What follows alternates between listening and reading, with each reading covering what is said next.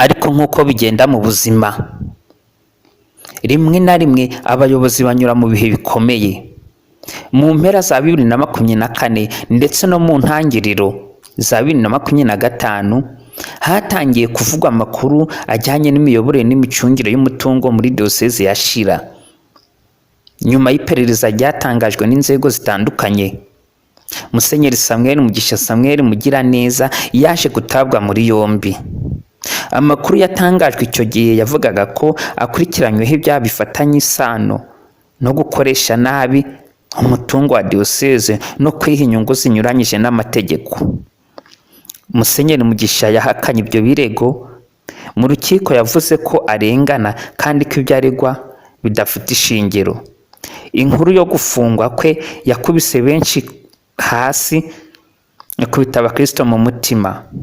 Hari abarize, hari abumvise bacitse intege, hari abavuze bati twari tuzi umushumba wacu nk'umuntu w'Imana, biratubabaje kubona afunzwe.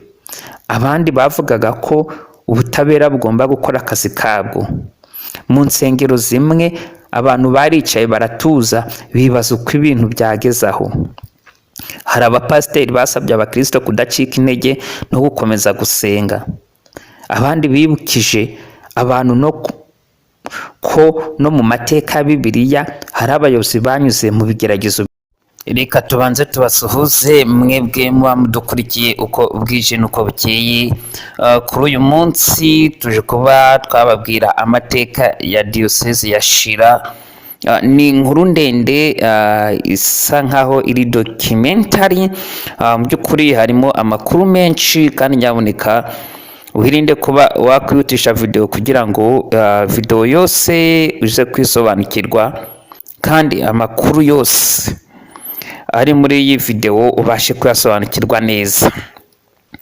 Diyoseze ya Shira turaza kumenya uburyo yavutse, amaparuwasi ayigize, ubucidikoni buyigize.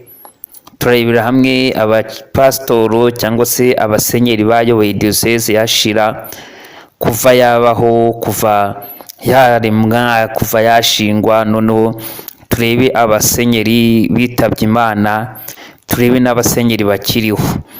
Turongera turebere hamwe amateka ya Bishop Dr. Mugisha Samuel Mugiraneza wigeze gufungwa nyuma y'aho abakristo bari bamaze kuba bamutangira ikirego. Ibi rero byose turaza kubisanga mu iyi nkuru. Gusa tubanze tubasabe nyaboneka nimba mutarakora subscribe, mukande subscribe kugira ngo video zacu mubashe kuba mwazibona. Iyi nkuru rero ushobora kwisangiza abandi bakristo musengana, abapasitoro mukora n'umurimo, ndetse uwari wese akaba yabasha kwimenyera diyoseze, dore ko harimo n'ababayirimo batazi uburyo yavutse, ukiyobowe. Ibyo nibyo tugiye kureba. Nyaboneka mwirinda kwihutisha video, kandi nimba utarakanda ku nzogera nyaboneka ukande kugira ngo tuze kugendana. Mu misozi miremire y'amajyaruguru y'u Rwanda, hagati y'ibirunga, ibicu n'umwuka w'amateka akomeye igihugu cyanyuzemo, niho havukiye imwe muri diyoseze zikomeye mu itorero Anglikani mu gihugu cy'u Rwanda, diyoseze ya Shira. Iyi nkuru ndende ya documentary iragaruka ku mavu n'amavuko yayo, abayiyoboye, ibihe bikomeye yanyuzemo, ibyiza byaranze abayobozi bayo, ndetse n'ibigeragezo byagiye bibageraho. Iyi nkuru yanditswe mu buryo bw'umwimerere kugira ngo mbashe gusobanurira neza abantu mu by'ukuri uko ibintu byatangiye. Reka tubanze turebere hamwe igice cya mbere, ni amavu n'amavuko y'iyi diyoseze ya Shira. Diyoseze ya Shira ni imwe muri diyosezi zigize itorero Anglikani mu Rwanda. Yashinzwe mu mwaka w'igihumbi kimwe magana cyenda mirongo inani na kane. Bamwe muri mwe mwari mutaravuka, abandi mwari muhari. Mu gihe itorero Anglikani ryari rikomeje kwaguka mu Rwanda hose, izina Shira rifitanye isano n'ahantu h'amateka mu karere ka Nyabihu, ahahoze ubwami bwa kera, ndetse hakaba harigeze no kuba ingoro z'abami b'u Rwanda. Iyo nyito yahawe diyoseze ya Shira ifite igisobanuro gikomeye: guhuza amateka y'igihugu no kwizera. Mu ntangiriro zayo, diyoseze ya Shira yakoreraga ibikorwa by'ivugabutumwa mu turere twa Musanze, Burera, Gakenke ndetse n'ibice bya Nyabihu. Iyi diyoseze ntiyagukiye gusa mu bikorwa byo gusenga, ahubwo yanagize uruhare mu burezi, ubuzima n'iterambere ry'abaturage.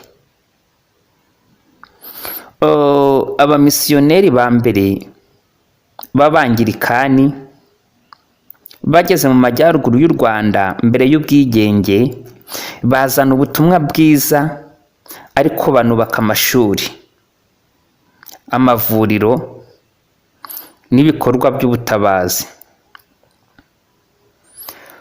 Mu myaka yakurikiyeho, diyoseze ya Shira yabaye urumuri ku bantu benshi bari barakomerekejwe n'amateka mabi igihugu cyanyuzemo.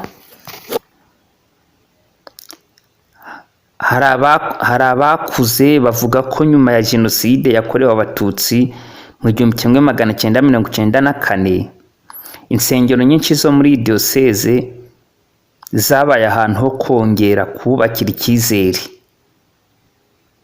Abapasiteri, abakristo n'abayobozi b'itorero bakoze ibishoboka byose ngo abaturage bongere kubana mu mahoro. Igice cya kabiri tugiye kurebera hamwe abasenyeri bayoboye diyoseze ya Shira. Turahera kuri Musenyeri Rurambanda. Mu bayobozi bakomeye banyuze muri diyoseze ya Shira harimo Musenyeri Rurambanda. Uyu mushumba yamenyekanye cyane kubera ubushobozi bwo kuvuga ijambo ry'Imana mu buryo bukora ku mitima y'abantu.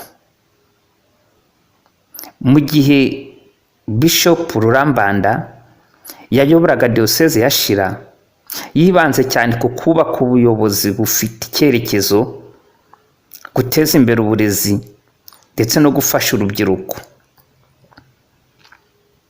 Abamuzi bavuga ko yari umuntu uvuga make ariko agakora byinshi. Hari kandi abakristo benshi bavuga ko mu bihe bikomeye igihugu cyari kirimo, kongera kwiyubaka ubutumwa bwe bwabafashije kongera kwizera ubuzima. Nyuma yaje kuzamurwa mu nshingano zikomeye mu itorero Anglikani mu Rwanda, uyu munsi Musenyeri Rurambanda aracyariho kandi akomeje kuba umwe mu bayobozi bazwi cyane mu itorero Anglikani mu Rwanda.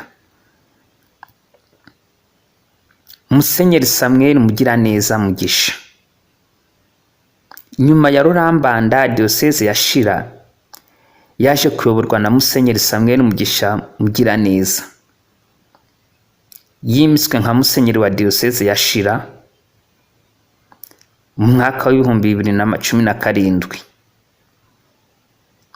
Ubwo yimikwaga, abakristo benshi bari bafite ibyishimo bikomeye. Bamubonagamo umuntu wize, ufite ubushobozi bwo guteza imbere diyoseze. Mu nyigisho ze yakundaga kugaruka ku ndangagaciro z'ubunyangamugayo, umurava ndetse no gukorera Imana mu kuri. Mu gihe cye habaye ibikorwa byinshi by'iterambere birimo amashuri, ibikorwa by'urubyiruko ndetse n'ibiganiro by'abubatsi n'ibiganiro by'ububyutse. Hari benshi bamushimaga uburyo yakundaga kwegera urubyiruko. Mu biganiro bye byinshi yagarukaga ku kamaro ko kubaho ubuzima bufite intego. Abakristo benshi bamufataga nk'umuyobozi ushoboye kandi uvuga ijambo rifite imbaraga. Igice cya gatatu, ibihe by'ibigeragezo. Ariko nk'uko bigenda mu buzima, rimwe na rimwe abayobozi banyura mu bihe bikomeye.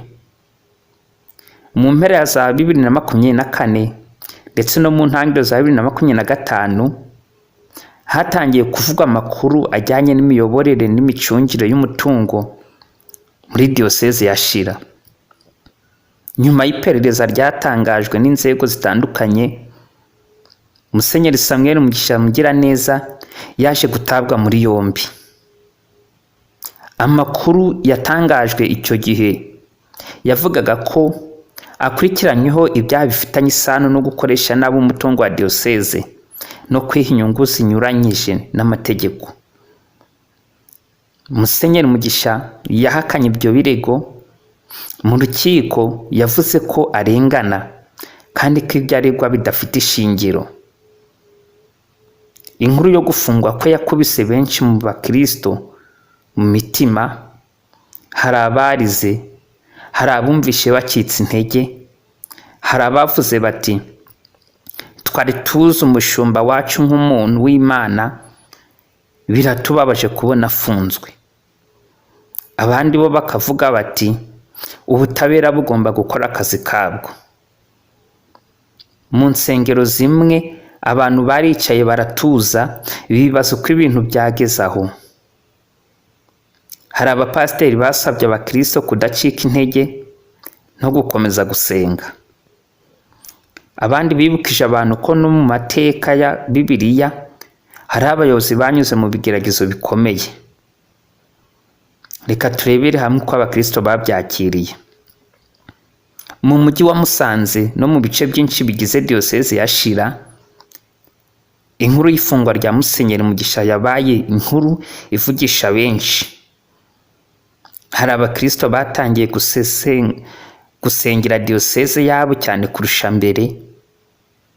Ababyeyi bamwe bavugaga bati turashaka ko ukuri kujya ahagaragara. Urubyiruko rwari rwaramenyereye inyigisho ze rwagaragaje agahinda. Abenshi bavugaga ko bibagoye kwakira ayo makuru, ariko hari n'abibukije abandi ko umuntu wese agomba guhabwa umwanya wo kwisobanura imbere y'ubutabera. Iyo ni imwe mu nyigisho ikomeye abantu benshi bavanye muri ibyo bihe, ko amarangamutima adakwiriye gusimbura ukuri, ko ubutabera bugomba gukora akazi kabwo, ko abantu badakwiriye kwihutira guca imanza.